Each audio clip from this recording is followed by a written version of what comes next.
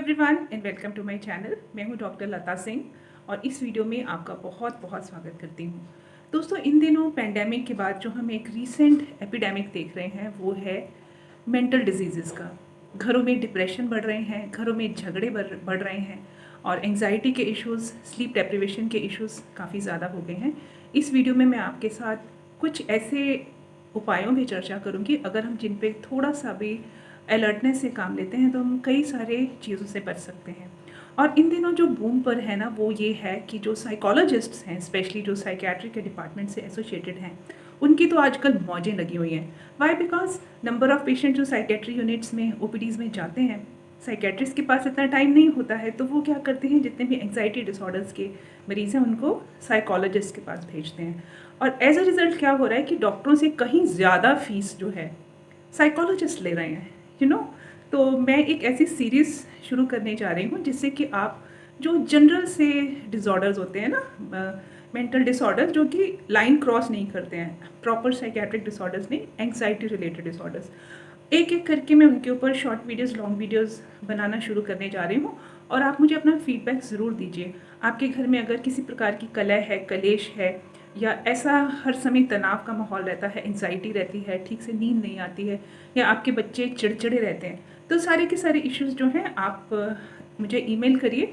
मैं comment box, description box में अपना ईमेल आईडी लिखती हूँ और आप मुझे अपनी प्रॉब्लम्स शेयर कर सकते हैं। तो अकॉर्डिंगली आपकी आइडेंटिटी को डिस्क्लोज़ ना करते हुए मैं शॉर्ट एंड लॉन्ग वीडियोस दोनों बनाऊंगी और ये कोशिश करूंगी कि मैं अपनी जो नॉलेज है आपको फ्री ऑफ कॉस्ट शेयर कर सकूं, सो दैट आप काफ़ी सारे खर्चे से बच सकें। दूसरी बात यह है कि आप एक्सप्लॉयटेशन से बच सकें। लास्ट मंथ जो आरजी कार मेडिकल कॉलेज में कोलकाता में जो एपिसोड हुआ, उस सब ने हमारे पूरे देश को हिला करके रख लिया। और सच बताएं तो फ्रेंड्स, मेरे को बहुत भयानक एक्यूट रिएक्टिव डिप्रेशन हो गया। मैं बैठी की बैठी रहती थी, मुझे भूख लगना बंद हो गई, मुझे नींद आना बंद हो गई, मैं रो नहीं पा रही थी। और मैं न्यूज़ देखती थी तो मुझे हार्ट में पैल्पिटेशंस होती थी, स्वेटिंग होती थी और पैनिक अटैक्स आते थे। फिर कर तो हम कुछ पा नहीं रहे। अपने कम्युनिटी के लोगों से मिली, बहुत सारे अपने दोस्तों को फ़ोन पे बात करी, कई दिन तक न्यूज़ देखी और स्लोली स्लोली मैं डिप्रेशन में सिंक होती गई। और मुझे समझ नहीं आ रही थी कि मैं अपनी हेल्प कैसे करूं। हमारी जो मेडिकल कॉलेज में ट्रेनिंग होती है, हमेशा हमें दूसरों की ही हेल्प करना सिखाया जाता है, लेकिन ऐसा नहीं कि डॉक्टर्स भी इंसान होते हैं ना। तो कभी कभी हमारे साथ ऐसे हादसे हो जाते हैं कि हमें हमें किसी की ज़रूरत पड़ती है। तो इस महीने में ऑलमोस्ट 1 मंथ होने जा रहा है, तो मेरे हस्बैंड मुझे काफ़ी सारे स्पेशलिस्ट के पास लेकर के गए, न्यूरोलॉजिस्ट के पास, साइकोलॉजिस्ट के पास, क्योंकि मैं सो नहीं पा रही थी। एक नॉर्मल इंसान को फंक्शनिंग के लिए मिनिमम 6 घंटे की नींद की ज़रूरत होती है, तो मैं 2-3 घंटे सोती थी। और ये मेरे साथ क्यों हो रहा था मुझे खुद भी समझ नहीं आ रही थी। तो जितने भी न्यूरोलॉजिस्ट से मिली, उन्होंने क्या बस वही नशे की दवाई, एंग्जाइटी की दवाई ये लिख दें। फिर उन्होंने, किसी ने मुझे कुछ लोकल जो साइकोलॉजिस्ट होते हैं उनके भी पास रेफ़र किया। तो मैंने सोचा कि ठीक है, doctors are the worst patients. जब डॉक्टर बीमार होता है तो उसको भी ज़रूरत होती है इंसानी मदद की।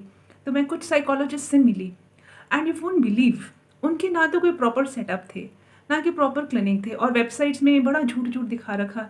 जब मैं उनके सेटअप पे गई ना, तो वो इतने गंदे उनके क्लिनिक्स थे ना, प्रॉपर उनमें डस्टिंग हुई हुई, और फीस वो ऐसी ले रहे थे कि जैसे कि वो बहुत बड़े कहीं से अमेरिका से या लंदन से पढ़ाई करके आए हैं।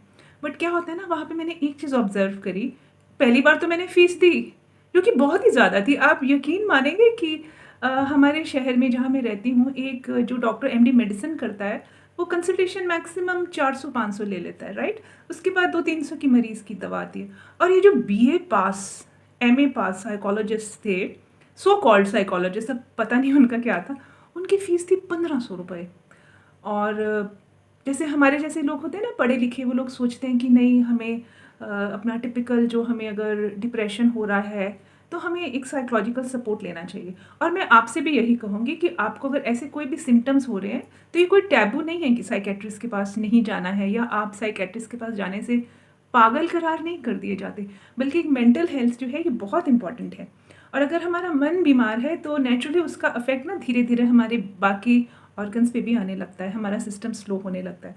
तो इसलिए मैंने ये डिसाइड किया कि मैंने तो इस महीने में बहुत सारे अपने पैसे बर्बाद कर दिए विद दिस होप कि साइकोलॉजिस्ट मेरी हेल्प करेंगे। अच्छी जेब उन्होंने मेरी काटी और कोई ख़ास हेल्प नहीं करी। उसके बारे में अब मैं यहाँ क्या बताऊँ, राइट?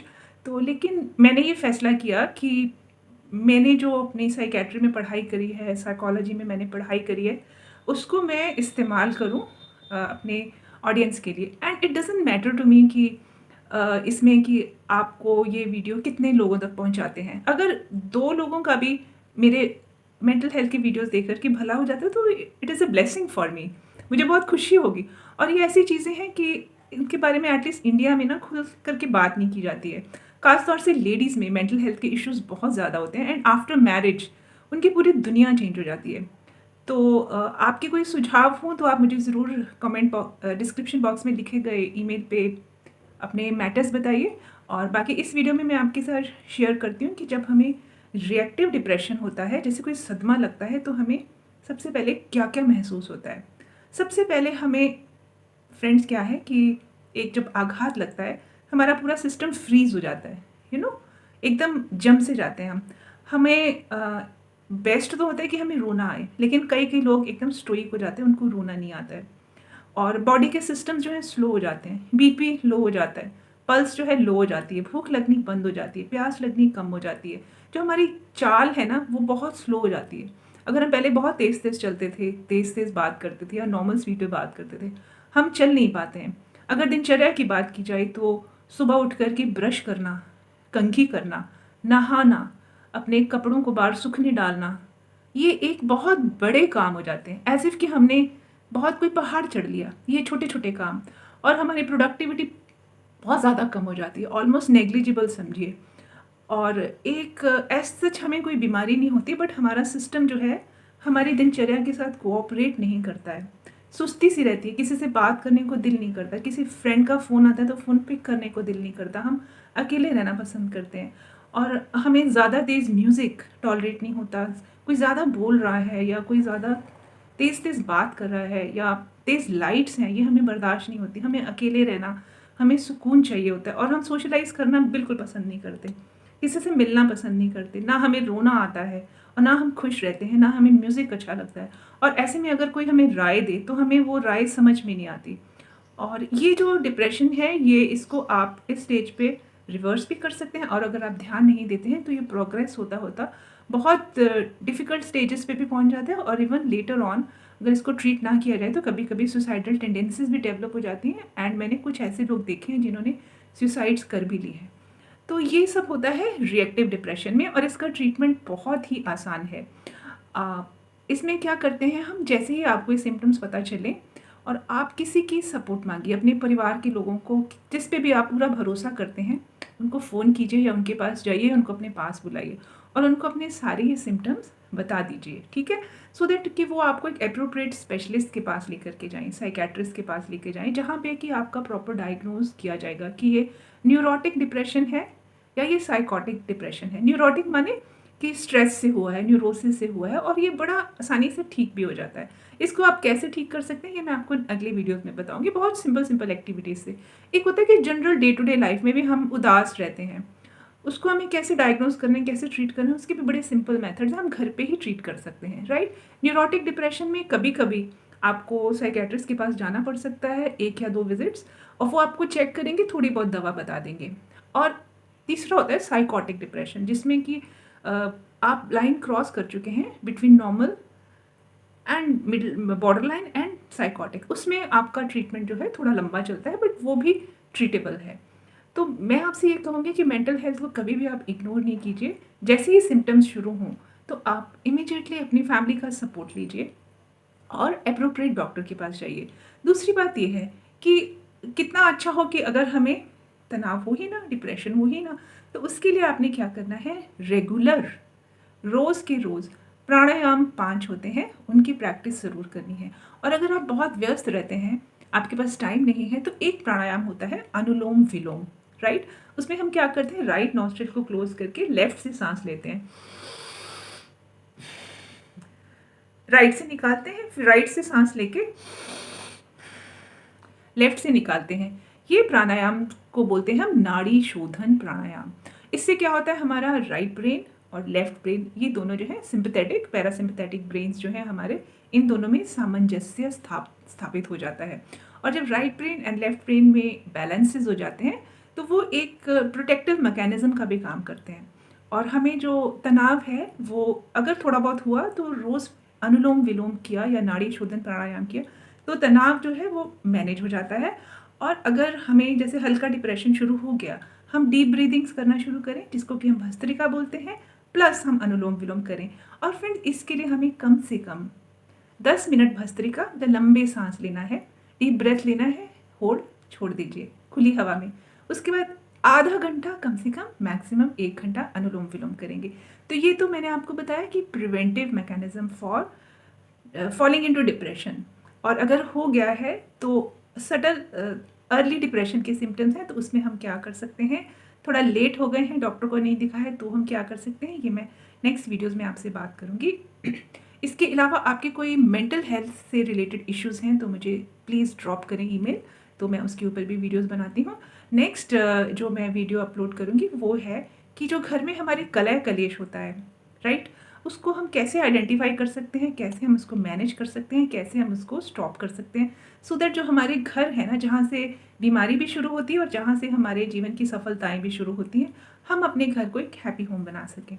तो वीडियो देखने के लिए बहुत बहुत शुक्रिया, मेरे चैनल से जुड़ने के लिए बहुत बहुत शुक्रिया। पहली बार अगर आए हैं तो आपसे निवेदन है कि वीडियो को शेयर कर दीजिए और मेरे चैनल को सब्सक्राइब कर लीजिए।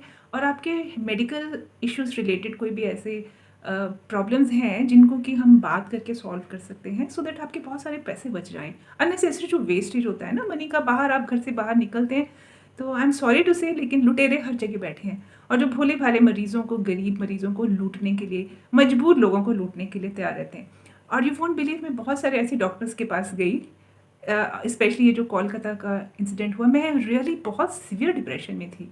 एक तो मेरे फैमिली मेरे से दूर और मैं अपने हस्बैंड के साथ, बच्चे भी दूर, और ऊपर से ये इंसिडेंट हो गया, दिमाग प्रोसेस नहीं कर पा रहा था कि इसको मैं अपने आप को कैसे ठीक करूं।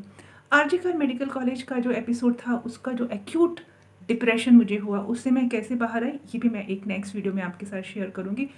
वो है तो बड़ा अनफॉर्चुनेट और बहुत सारे लोग इस डिप्रेशन को फेस भी किए होंगे, बट बीइंग अ डॉक्टर मेरे लिए एक्सट्रीमली ट्रोमैटिक था, एक्सट्रीमली ट्रोमैटिक। तो फिर ठीक है, किसी और दिन मिलते हैं, तब तक अपना मेंटल हेल्थ का बहुत सारा ख्याल रखिए और अपनी फिजिकल हेल्थ को भी ध्यान रखिए। वीडियो देखने के लिए बहुत शुक्रिया, फिर मिलेंगे, नमस्कार।